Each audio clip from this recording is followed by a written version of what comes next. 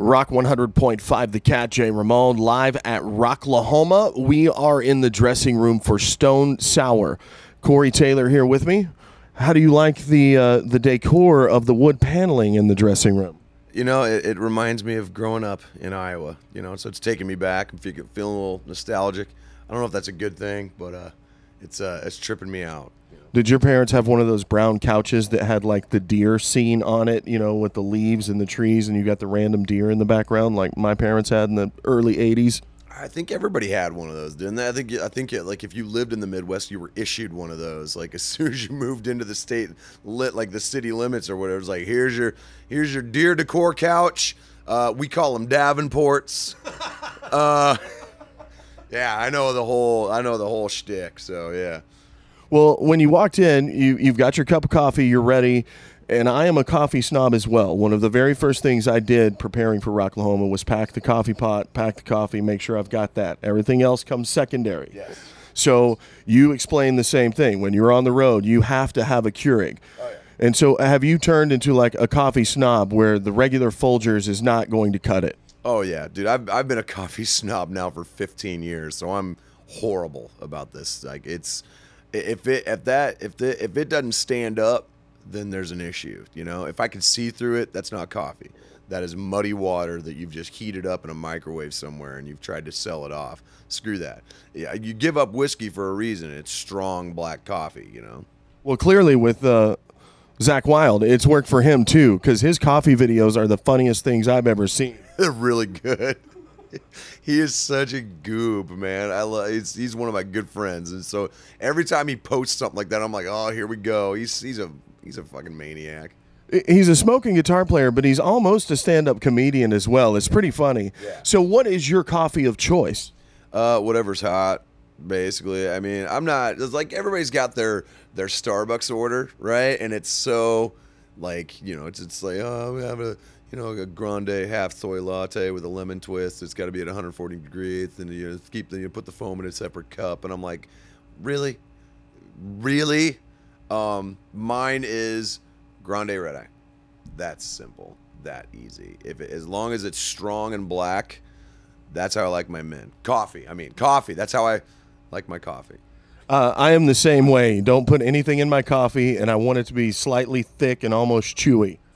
That's what she said. You can't softball that. You know I'm gonna dog it. Come on. Let's talk about Hydrograd coming in June. Yeah. Oh, absolutely. At June 30th. It's gonna be great. And tell me about the album, the process, and recording in LA and all of that. Dude, it was the most fun I've ever had making an album. It was the easiest album I've ever made, and yet it is so strong. It's so badass. It is tight. It's fast. It's rocking. It's crushing. It's melodic. There's songs for the ladies. Like, I mean, it's got everything you could ever want in a rock and roll album, man. And it's probably one of the things I'm most proud of in my life.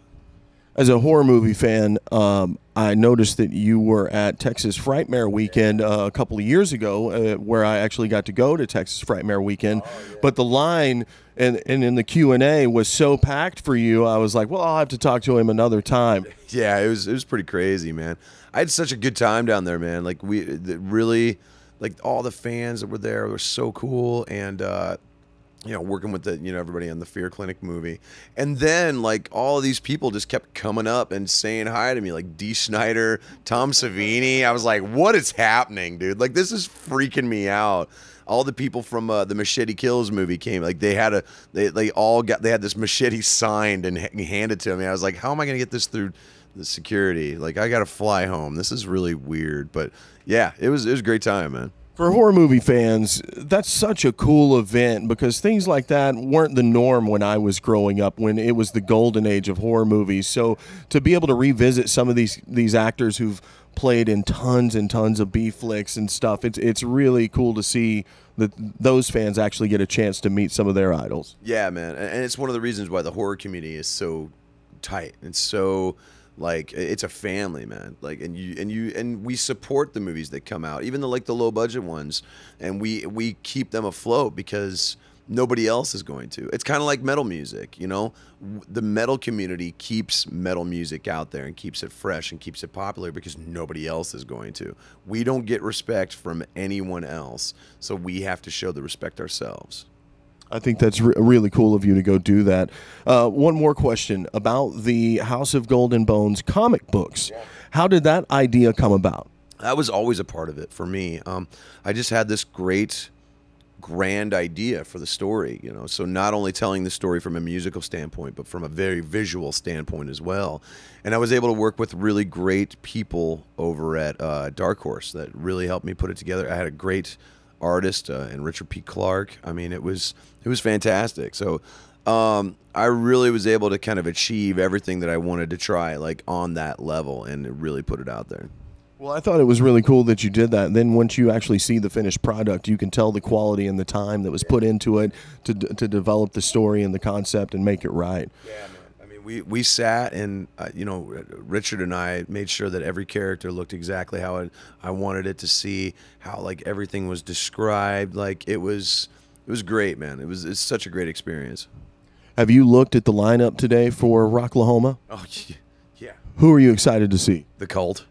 I cannot wait to see The Cult. They're one of my favorite rock bands, man. They're so badass. I mean, obviously, it's a little sad because we wanted Soundgarden to be here, but I think live is going to do a great job. I mean, they're a great band, and Throwing Copper, to me, is one of the best rock albums ever made. So I can't wait to see them play.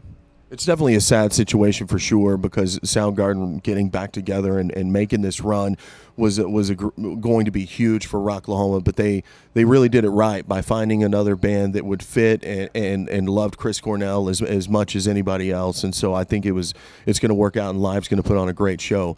But I am with you. The Cult is where it's at. I actually just went and saw them in Dallas last week, and it was well worth the drive. Oh yeah, absolutely. They're one of the best live acts around, you know. And it's kind of funny because I'm friends with Duffy, you know. So he and I go way back, and he's just one of the coolest dudes on the planet. He's also a criminally underrated guitar player. Oh, yeah. He doesn't get nearly enough credit, so it's gonna be great to watch him play today, man. I'm stoked. They absolutely killed it. 2-hour set and played songs that I'd never seen them play before. It was really cool. Nice, very cool. The other band that kind of blew me away when they announced the lineup was Diamond Head. Oh yeah, dude, totally. I'm so mad that I'm gonna be getting ready for my show when Diamond Head's on. I'm not gonna be able to see them, so I'm like, oh. Next time, listen, y'all. You need to call me next time you're doing this because you just screwed my day, all right? I'm not happy about it, all right? Somebody's got some comeuppance coming, and it ain't going to be good. This is me trying really hard not to swear. Wait, can I swear? Motherfuckers, I tell you what, God, this is fucking bullshit. Well, Corey, we really appreciate the time and looking forward to Hydrograd being released next month. And good luck tonight at Rocklahoma 2017. We'll do our best for you, man. Hope you have a good time.